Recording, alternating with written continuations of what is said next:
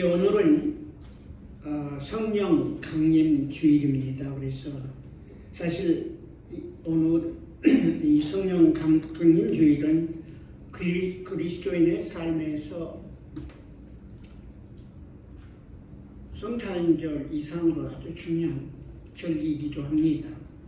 그러나 이렇게 하루이기 때문에 되게 간단하게 지나가는데, 그래서 오늘 저는 성령 하나님의 역사와 성령의 권능 안에서 예수님의 증인된 삶을 살았던 사도 바울의 삶의 그 여정과 고백을 본문 말씀을 통해서 잠깐 나누고자 합니다. 여러분 잘 아시는 대로 예수님은 유월절 어린 양처럼 유월절 희생 제물이 돼서 십자가에 못 박혀 돌아가셨고, 그 다음에 3일 만에 부활하시고, 부활하시고 나서 약 6월절로부터 약 50일째 되는 날, 7주일이 지난 77은 49 플러스 그 다음 날이 또 주일인데, 그래서 구약시대는 77절이라고도 하는데 이 날이 바로 오순절입니다. 50일째 되는 날이란 그런 헬라어에서 나온 말입니다.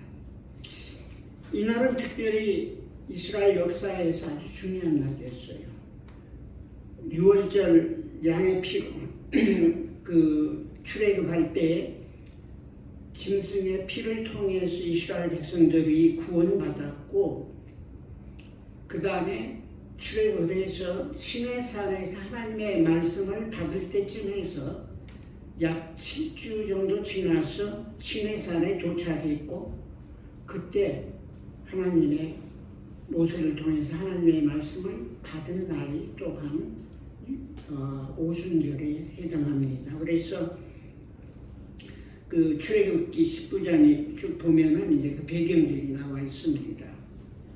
그래서 구약 시대에는 어떻게 보면은 하나님께로부터 율법을 받은 날이 77절 신약 시대에 오순절이 되고, 신약 시대에는 하나님께서 아버지와 아들의 이름으로 아버지 하나님이 약속하신 것을 보내주시겠다고 하신 그 성령 하나님이 성도들과 교회들 위에 임하셔서 2000년 동안 지금까지 복음을 증거할 수 있도록, 또 예수 그리스도의 이름으로 구원의 역사가 만민에게 열방하게 전개되도록 하신 그러한 날이기에 이 날은 너무너무 중요한 날이기도 합니다. 구약 시대에는 율법을 하나님의 말씀을 받았다고 하면 신약 시대 이 날에는 성령님, 삼일체 하나님이신 성령 하나님이 직접 진리의 영이신 말씀이 육신이 되어신 예수님과 함께 진리의 영이신 하나님께서 우리에 임하시고, 약속대로 말씀대로 성령의 권능을 받고, 이렇게 교회가 사도행전에 보면 사도행전 1, 2장부터 해서 지금까지 크고 놀라운 역사가 일어나고 있습니다. 사실 부활하신 예수님은 부활하시고 나서 지상에서 40일 동안 부활의 몸을 가지시고 제자들에게 여러 장소에서 여러 모습으로, 어떨 때는 개인적으로 만나기도 하고 그룹으로 만나기도 하고, 주로 제자들에게 만나서 가르치시고 구약 성경을 다시 해석해 주시고 했던 기록들이 이제 잠깐 나오죠. 그러나 하루하루 40일 동안 하루하루 하신 일이 기록되어 있는 건 아닌 것 같아요. 근데 아무튼 예수님은 부활하시고 나서 40일 동안 제자들, 특별히 11제자와 또 예수님의 가족 플러스 예수님 당시에 믿고 많은 치유와 회복을 했던 여인들, 또 여러 가지로 예수님을 만났던 사람들에게 찾아오셔서 평강을 빌고, 무엇보다도 그 모든 것 위에 구약 성경의 그 예언의 말씀, 성경을 풀어서 설명해주고 증거해 주셨습니다. 굉장히 중요한 40일이었어요. 그리고 승천하셨죠. 40일 동안 기사가 예수님이 백성을 마지막으로 이렇게 축복하시고 승천하시고 나서 승천하실 때 예루살렘을 떠나지 말고 아버지 약속하신 성령 하나님이 내릴 때까지 이곳에 머물러 있으라고 해서 갈릴리 사람들인데 대부분 거기에 남아서 말씀 붙잡고 기도했는데 한 열흘쯤 기도했겠지. 50일이 되니까. 그래서 이제 그 50일째 되는 날 성령님 임하게 됐습니다. 누가복음에도 그렇고 마지막 장에 또 사도행전 1장에 또 반복해서 아버지께서 약속하신 것, 그 성령 하나님이 임하실 텐데 그 성령 하나님이 임할 때까지 떠나지 말고 기다리라고 그랬어요. 왜냐하면 성령의 능력을 통해서 예수님의 제자와 복음의 증인이 될 수 있었기 때문입니다. 그래서 성령 하나님과 성도들의 증인된 삶의 증인으로 뿐만 아니라 정상적인 크리스찬으로 살아가는 데 있어서 성령 하나님의 내주하시는, 가르치시는, 기름 부으시는, 힘을 주시는 성령의 은혜를 받아서 저와 여러분이 진정한 크리스찬으로 또 증인으로 살아갈 수 있습니다. 이제 잘 아신 대로 사도행전 1장 8절에 오직 성령이 너에게 임하시면 너희가 권능을 받고 예루살렘부터 온 유대와 온 사마리아와 온 땅끝까지 이르러 내 증인이 되리라. 예수 그리스도의 증인된 삶은 성령이 임하시고 성령의 권능과 기름 부으심과 가르침과 조명하심을 통해서 증거할 수 있다고 약속했어. 그래서 제자들이 보면 한 120명 정도가 한 군데 모여서 기도할 때 사도행전 2장에 보면은 오순절날이 이미 이름에 그랬는데 그 말은 무슨 말이냐면은 이스라엘 백성들의 하루는 해질 때부터 그 다음 해질 때 24시간이 하루예요. 우리의 지금 하루가 작은데 그러니까 오순절날이 이미 이르렀다 그 말은 해가 저물어서 새날이 시작됐다는 뜻이 되겠습니다. 그러니까 오후 저녁 때쯤에 성령님이 임하신 것 같아요. 그 성령이 임할 때까지 120명의 11 사도와 예수님의 형제 자매들, 예수님의 어머니, 또 여인들 중간에 이름은 다 모르지만 여러 사람들이 120명 정도가 모여서 기도를 하는데 사도행전 1장 14절에 보면 아마 다락방이었던 것 같아요. 그래서 아마 또 나가의 다락방이라고 많이 생각하고 있는데 여기에 기도하는 모습이 나옵니다. 더불어서 함께라는 뜻이죠. 마음을 같이하여 마음을 하나로 모르고서 전혀 강도지요. 기도의 힘씁니다. 포커스. 이 네 가지 표현이 10일 동안 약속을 받기 위해서 기다리면서 얼마나 간절히 찬양하고 기도했는지 몰라요. 그래서 그날이 되니까 진짜 약속대로 말씀대로 성령이 임하시기 시작했는데 그들이 감히 상상할 수도 없고 예측할 수도 없었던 크고 놀라운 하나님의 역사가 시작됐습니다. 그날로 시작해서 2000년 동안 저와 또 많은 하나님의 백성들, 교회들을 통해서 성령의 역사는 지금도 여기저기서 한결같이 같은 성령님이 임하셔서 그리스도의 증인들로 살아가게 합니다.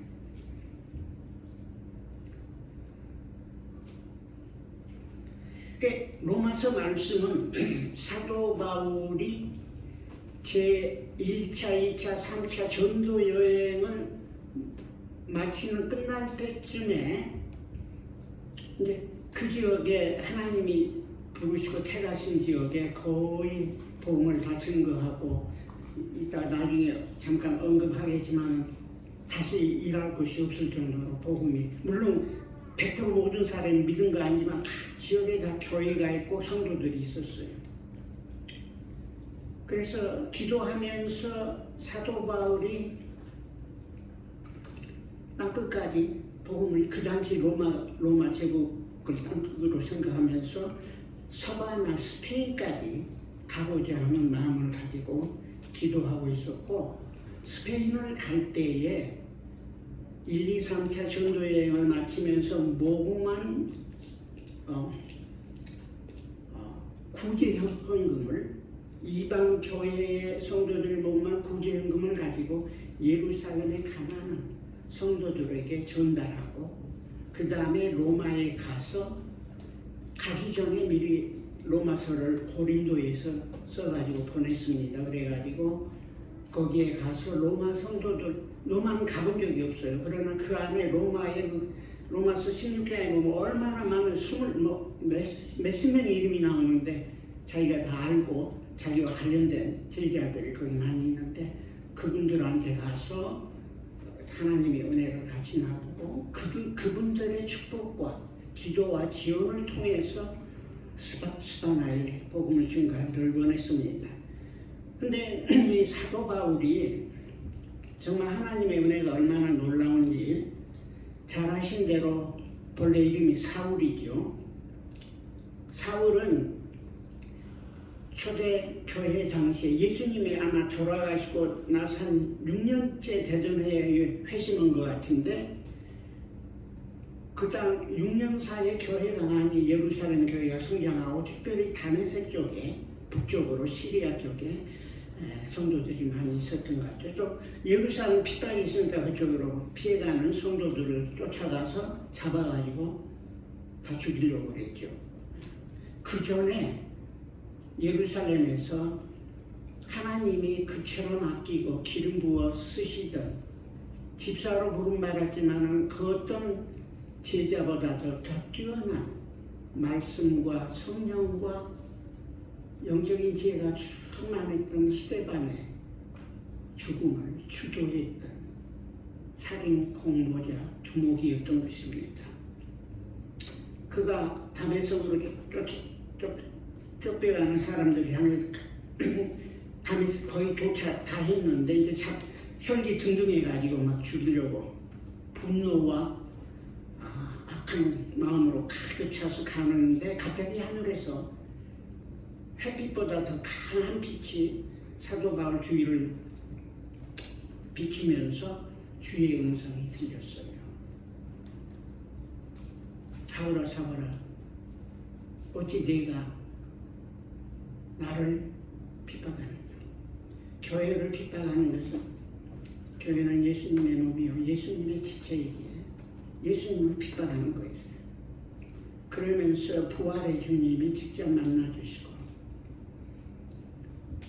하나님이 택했습니다. 그래서 사도행전 9장에 회심하는 과정이 나오는데, 빛이 너무 강했던지 장님이 되어버렸어요. 완전히 사람이 이끌려서 갔는데, 그 다메섹에 있는 성도 아나니아에게 주의 음성이 천사를 보내서 이러이러하니까 가서, 다메섹이 누구 집에 가면은 사울이라는 형제가 있을 텐데 안수하고 눈도 뜨게 하고 이렇게 하라, 이제 명령을 합니다.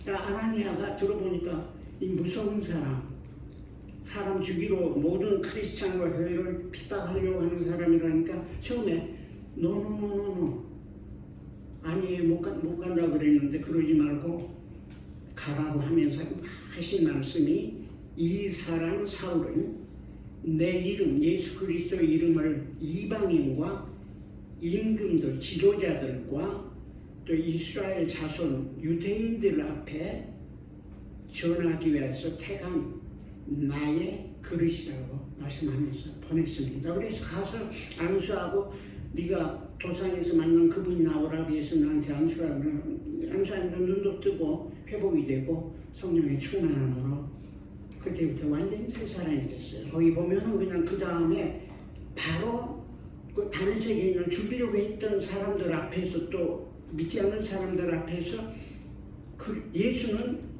쌍업과 하나님의 아들이고 예수는 메시아다고 이렇게 강하게 증거합니다. 그냥 9장 바로 그 다음에 부활하신 주님 만나고 완전히 성령 안에서 회심한 사울은 담대하게 오히려 그 짧은 시간이었지만 복음을 증거하게 됩니다. 그래서 이렇게 부름받은 열방의 이방인의 사도로 부름받은 사도 바울은 1차, 2차, 3차 전도여행을 통해서 제가 그 지역을 다 2번 가봤는데 소아시아, 갈라디아, 마게도니아, 그리스 교회들 다 복음을 증거하고 그 당시 알려진 로마 제국 중에서 지중해 북쪽 아니에요. 지중해 북쪽인데 북쪽에 있는 동북쪽의 절반 이상의 복음을 증거했는데 그게 몇십 년 되지 않았어요. 1, 2, 3차 정도면 10몇 년밖에 안 되는데 생명을 바쳤어. 성령 안에서 복음의 증인으로 사역을 했습니다. 그래서 이제 이 사울이 자기 회심한 얘기를 자기 사랑하는 아들 디모데전서 1장에 고백을 합니다. 하나님의 은혜가 놀랍다고 내가 몰라서 저지른 죄를 하나님 불쌍히 여겨주시고 나 같은 자를 택하셨다고 하면서 나는 회반자요, 폭행자요, 살인자요, 죄인의 괴수라고 고백하면서 그런 나를 하나님이 택하신 것은 하나님의 긍휼하심과 하나님의 그 오래 참으심이 나 같은 자를 택하셔서 주의 종 삼으셨고 나를 택한 주님은 세상에 사울이 바울이 될 수 있도록 변화시킬 수 있는 주님의 은혜와 인내라면은 앞으로 구원받을 자들에게 보여주는 대표적인 본이 되는 거라고 이렇게 고백하면서 저와 여러분의 삶에도 이 은혜가 함께 할 것을 증거하고 고백합니다.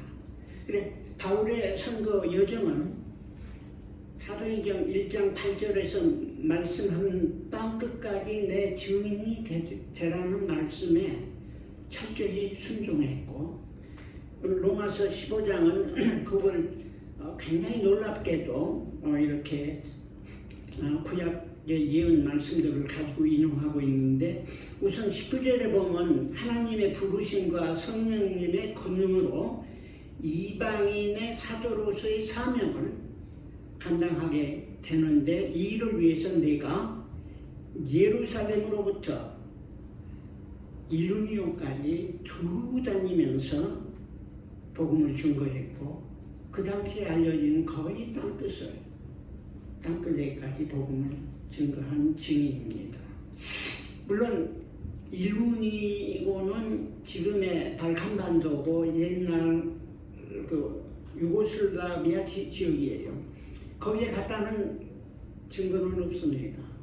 그리고 예루살렘에 사도 바울이 머문 날짜도 많지 않았어요.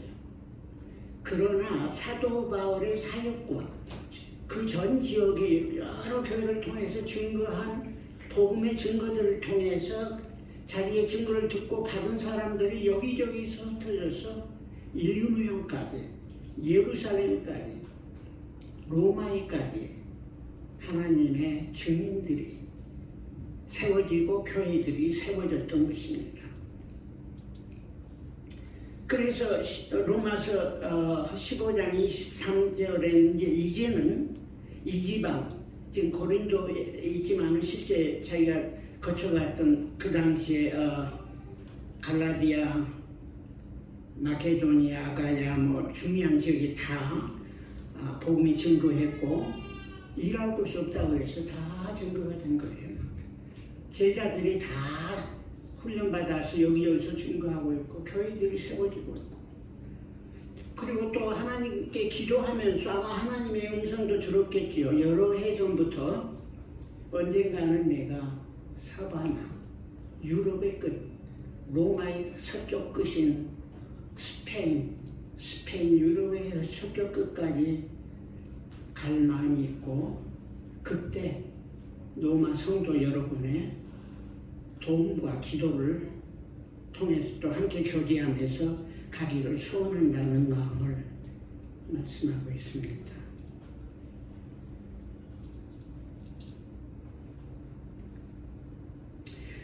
그 이제 학자들 간에 실제 사도 바울이 서바나를 갔나 안 갔나는 기록이 많지 않아요.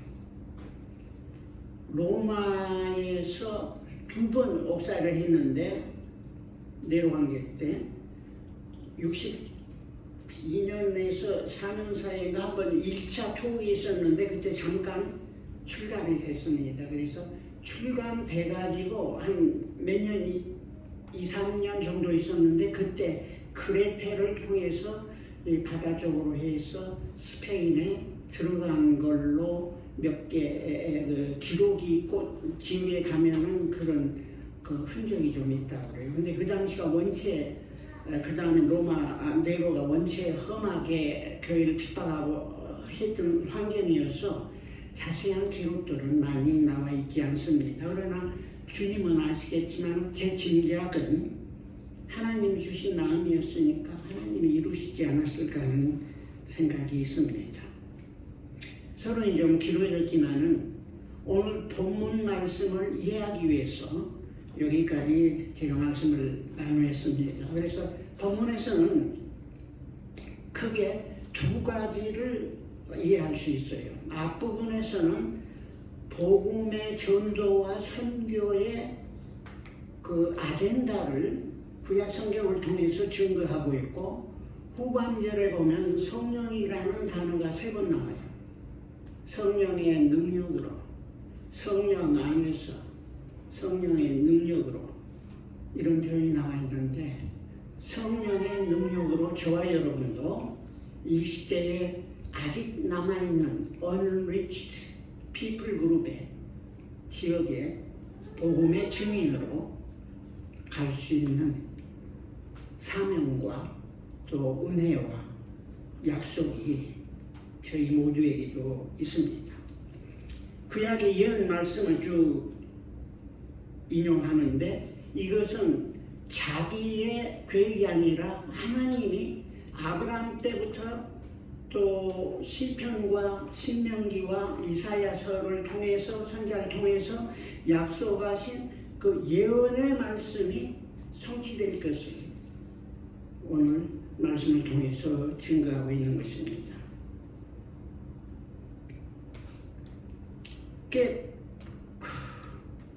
9절에 보면은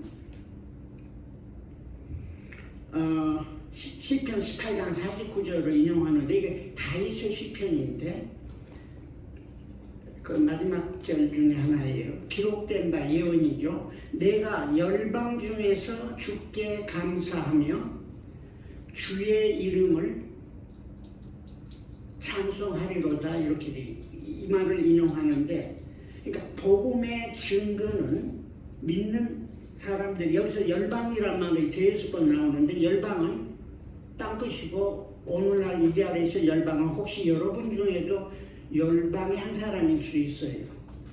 아직 예수님을 인격적으로 개인적으로 구원의 은혜를 누리지 못한 모든 사람은 열방에 해당합니다. 그래서 첫 번째 복음의 사역은 나는 믿는 자예요. 성도들이에요. 내가 열방 중에서 주께 감사하며 주의 이름을 찬송하리로다. 이게 제가 어떻게 유대에게 복음을 증거해야 할 것을 표현하는 말이기도 합니다. 구원의 은혜가 있고 감격이 있고 치유와 회복과 그 큰 놀라운 것을 경험했다고 하면은 이웃들에게 증거해야 되는데, 여기 내가 열방 중에서 믿지 않는 이웃들에게서 주께 첫째 감사하고 그 다음에는 주의 이름을 찬송하리라 그랬거든요. 이제 신학교에서도 흔히 들은 말 중에 하나가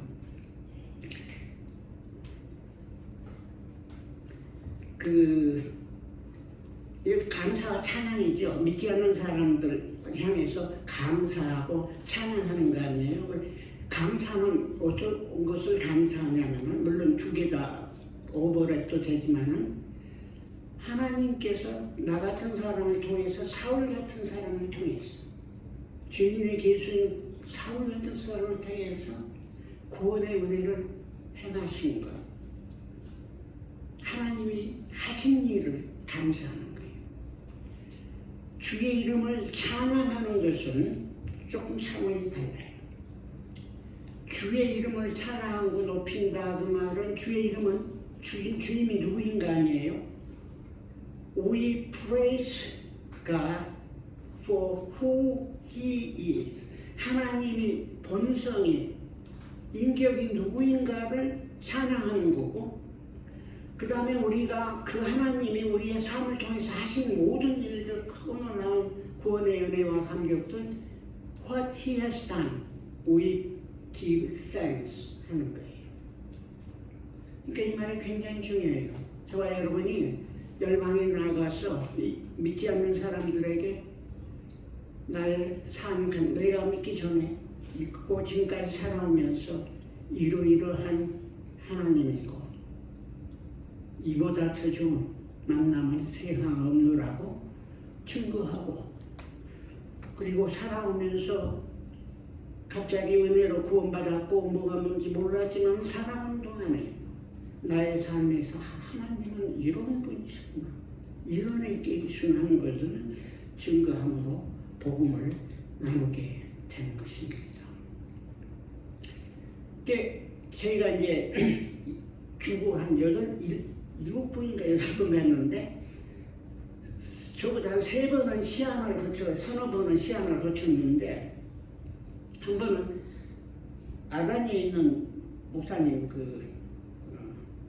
은퇴하신 목사님이 큰 교회 목사님 은퇴하신 그 교회 지도자하고 그 목사님하고 같이 하신 게 시안에 가면 올드 성이 있어요. 성벽이 굉장히 쭉 몇 나라 때 쌓다고 그러는 그 전에도 있었겠죠. 근데 성 둘레가 14km나 돼요. 근데 거기를 올라가서 처음에 갔을 때는 자전거를 탔어요. 너무 길어가지고. 근데 나중에는 다 안 돌고 그냥 걸어가면서 하는데 브라이언이 알바니 목사님도 그러고 가만히 보니까 거기 올라가면 계속 찬양을 해요. 주의 이름을 높이며 주의 하신 일을 감사하면서 계속 그 잘하는 찬양들을 원래 찬양 인도자였거든요. 그러면서 하는 걸 보고 이제 알바니 목사님이 참 인상적이었고 감사하다고. 그 찬양은 단순한 예배뿐만 아니라 영적인 싸움이거든요. 거기는 어떻게 보면은 사탄의 근거지일 수도 있어요. 진짜 거기를 놓고 그렇게 기도하는데 이게 우리가 하나님을 증거하는 한 삶의 모습입니다.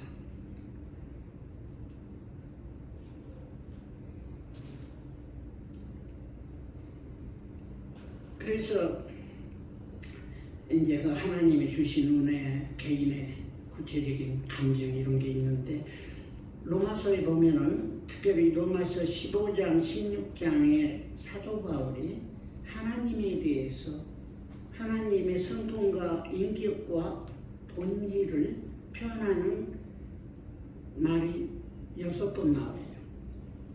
우리 하나님은 어떤 하나님이신가?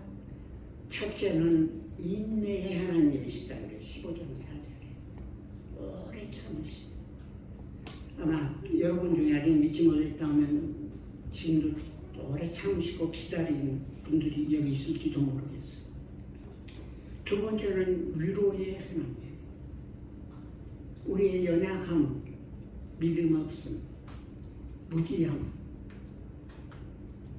위로하고 격려하고 믿을 수 있다고. 성령님의 유고도 마찬가지고. 세 번째는 소망의 하나님이에요.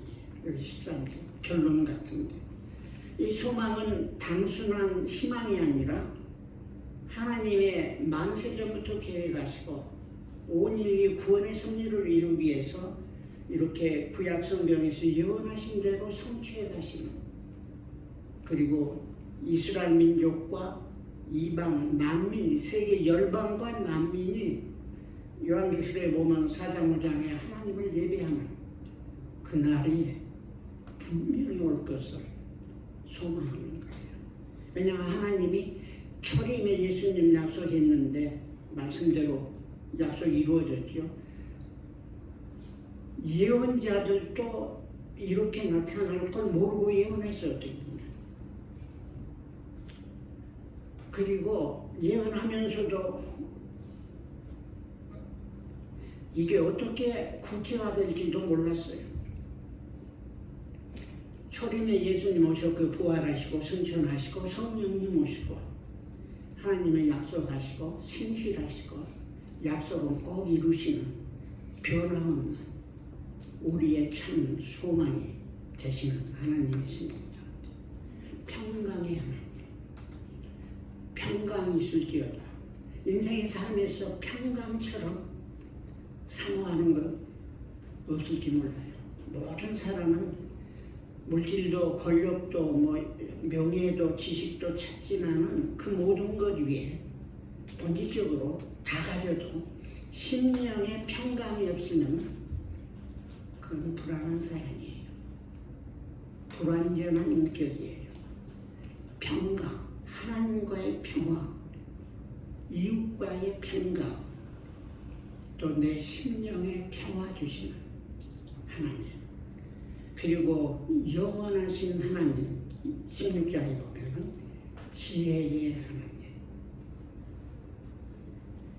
구원의 복음과 이 가스펠의 메시지는 너무너무 놀라운 거예요. 고린도서에서 지식인 헬라인에게 이게 어리석다고 그랬어요. 너무 어리석을 정도로, 그러나 놀랍고도 신비로운 구원의 섭리, 그 지혜, 창조로부터 구원하시고 십자가를 통해서 역사하신 그 지혜의 하나님을 찬양하고 있습니다. 두 번째는 10절인데 신명기 32장에서 나왔는데, 신명기 32장은 모세의 삶을 통해서 하나님께서 하신 일을 마지막으로 이스라엘 백성들에게 가르쳐주기 위해서 문자로가 아니라 노래로, 찬양으로 가사를 지어서 모세의 노래라고 하고 있어요. 모세의 하나님 찬양이죠. 거기에서 나온 말이에요. 열방들아 주의 백성과 함께 즐거워하라, 이렇게 나와요. 아까는 내가 열방 중에서 주의 이름을 높이고 주를 찬양한다고 그랬는데, 이제는 열방들아 주의 백성 우리와 함께 즐거워하자. 이게 이제 복음의 초대와 함께 예배하고 교제하면서 영적으로 제자화되어 하나님의 그리스도로 자라가는 단계라고 말하는, 선교와 전도의 진행 과정이라고. 열방 중에서 주께 감사하고 찬양하고, 이 첫 번째 단추예요. 두 번째 단계는 열방들과 함께 즐거워하며 복음의 기쁜 소식을, 그 은혜를 찬양하고 감격하는 것. 세 번째는 11절인데 또 모든 열방들아 주를 찬양하며 모든 백성들아 주님을 찬송하라. 이제는 이방인들이 복음을 들고 알고 만나고 경험해서 영적으로 자라가지고 독립해서 새로운 그룹으로 복음의 주인들로 살아가는 것을 말씀하고 있습니다. 이게 선교의 과정이요 전략이었던 것입니다. 그래서 이방의 사도로 부름받은 사도 바울을 통해서 하나님이 땅 끝까지 내 증인이 되리라 하신 말씀은 본인이 간접적으로 체험했고 되돌아보니 하나님께서 구약시대에 이렇게 예언하고 약속하고 말씀 주셨구나 하는 것을 고백하면서 마지막 12절에 보면은 이사야서 11장을 인용하는데 이새의 뿌리, 이새는 다윗의 아버지거든요. 다윗의 후손으로 오신 메시아라고 이제 표현하고 있는데 약속을 그렇게 하세요. 3일상 7장에서. 그래서 이사야 선지자 예언인데 이새의 뿌리 곧 열방을 다스리기 위하여 일어나시는 이가 있으리니 열방이 그에게 소망을 두리라. 이스라엘 백성들에게는 구약시대부터 아브라함을 택할 때부터 소망이 있었어요. 소망대로 못 살았지만은 그러나 열방은 하나님도 없고 믿음도 없고 언약도 없고 소망도 없고 정말 절박한 하나님의 섭리 안에서 그 밖에 있었지만은 이제 열방이 그리스도 안에서 참 소망을 갖게 되었다라고. 그리고 이 소망은 하나님 나라가 성취되고 완성되는 그날까지 계속될 것입니다. 결론적으로 13절에 보면 소망이 하나님의 모든 기쁨과 평강을 믿음 안에서 너희에게 충만하게 소망이 넘치게 하시기를 원하노라는 기도 플러스 어떻게 보면 축도를 하고 있습니다. 이게 이제 저와 여러분이 주신 메시지예요. 모든 교회에게 주신 메시지이기도 하고요.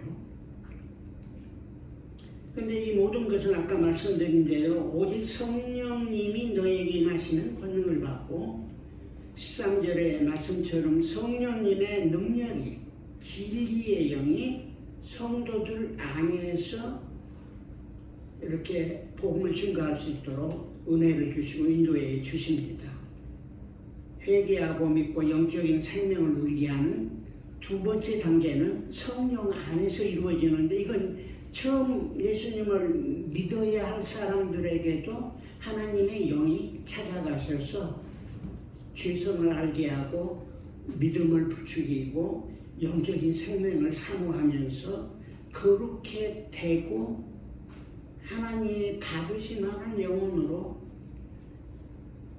초대하고 인도해 주시는 것, 믿지 않는 사람들 안에서도 성령님이 그렇게 역사를 하시는 것입니다.